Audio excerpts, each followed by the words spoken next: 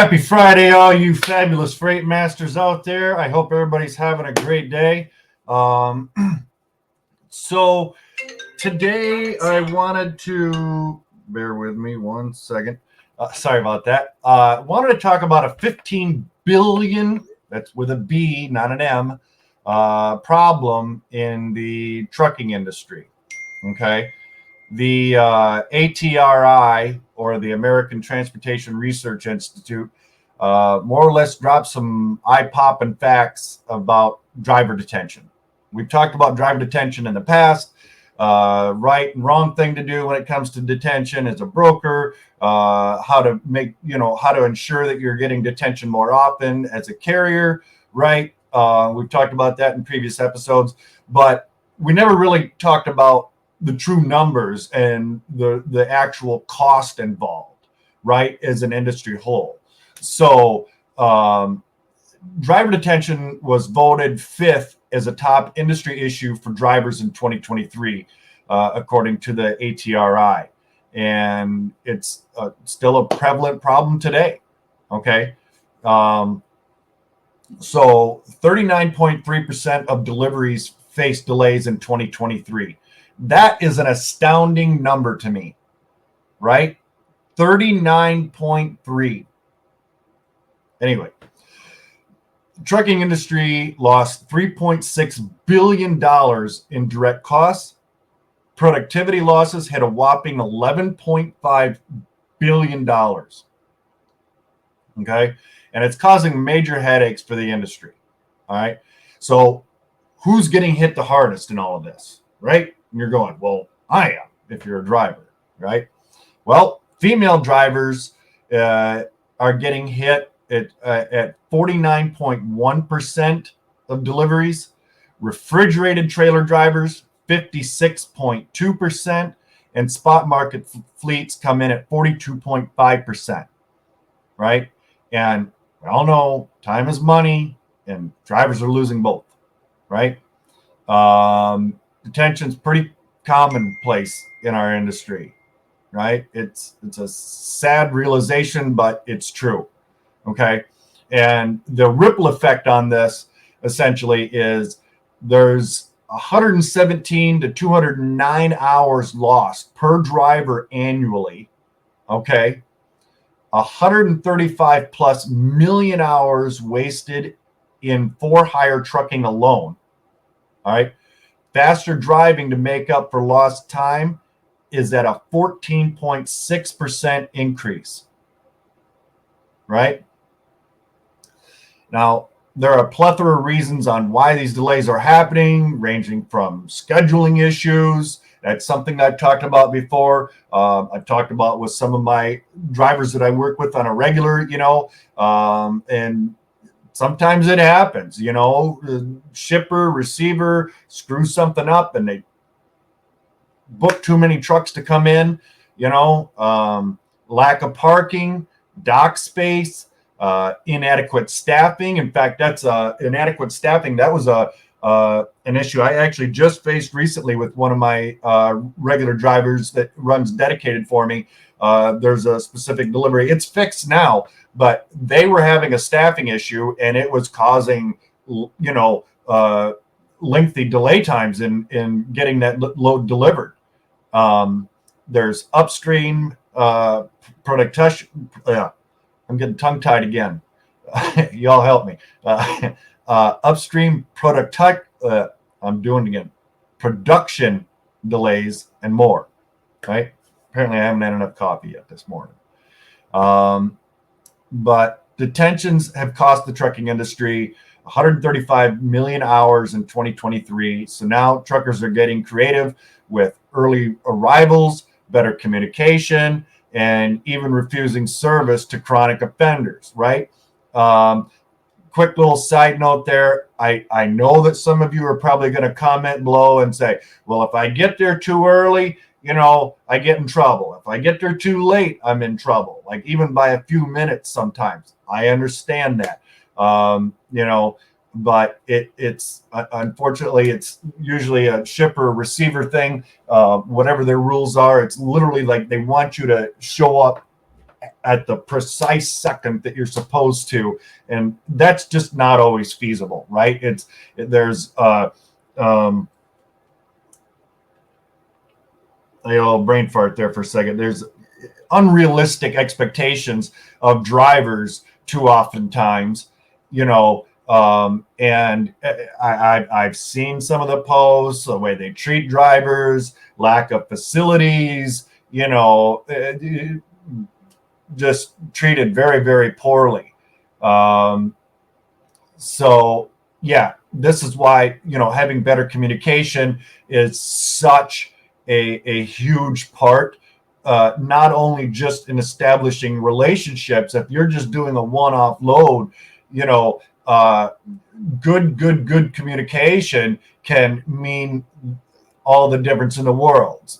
Now, I know it's not going to happen all the time. Sometimes, no matter what you do, you can't fix it. But for those of you out there, whether you are prospecting looking for your own direct shippers, or if you are a broker watching this right now and you are prospecting shippers, that little Google listing. All right, when you look up a company, this is something that I've made a huge habit of mine of doing, and it's something that I've told people to do, and I probably mentioned it in previous videos. But when you look at that, like if you pull up XYZ Manufacturing, let's say, right, just some hypothetical company in Dallas, Texas, all right, you see oftentimes on the right-hand side of your computer screen, you're going to see that little, I don't know, what is it, like a rectangular Google listing, right there on the first page on the right-hand side of your screen. Read those Google reviews. Okay, I do. And the reason I do is because when I go into a prospect, right, to get their business, I'm not only looking at, gaining them as a customer, I'm looking to see how big of a headache they could potentially be. What kinds of problems are they currently facing, right? If I see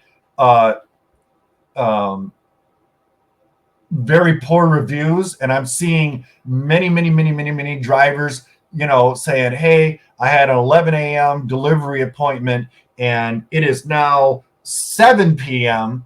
and I still don't have a door yet, right? You're seeing repetitious posts like this on their reviews. That might be more of a headache than what they're worth, right? Maybe you can go in, be a problem solver and get some things fixed, but sometimes you just can't. It might be due to some of the reasons that we listed up earlier, like, inadequate staffing, right? Do they have, enough parking and dock spaces? Are there production delays? Right? So are they scrambling to get that production done so that they can get it palletized on a truck at the last minute, right? There's all of these types of things. Now, if it's something like scheduling delays or something like that, that might be something as a broker that you could go in and assist them with, right? Talk to them, find out what's going on there.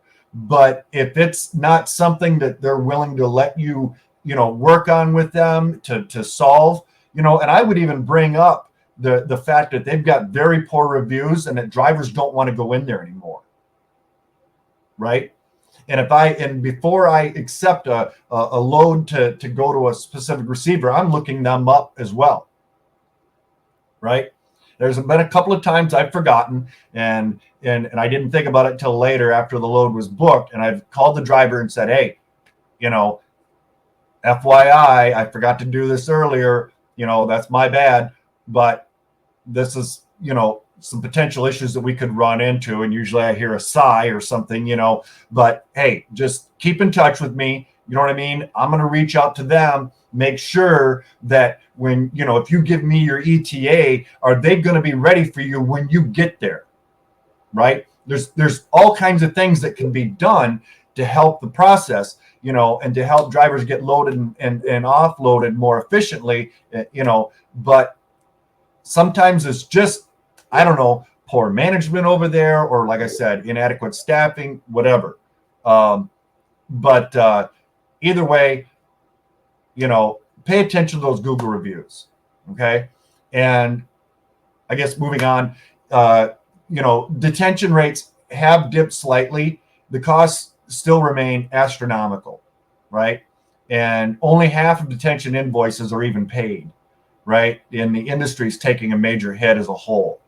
So again, I've talked about detention in the past as drivers and what you can do, right? And then as brokers, those of you that, we don't have detention. We don't have a detention policy.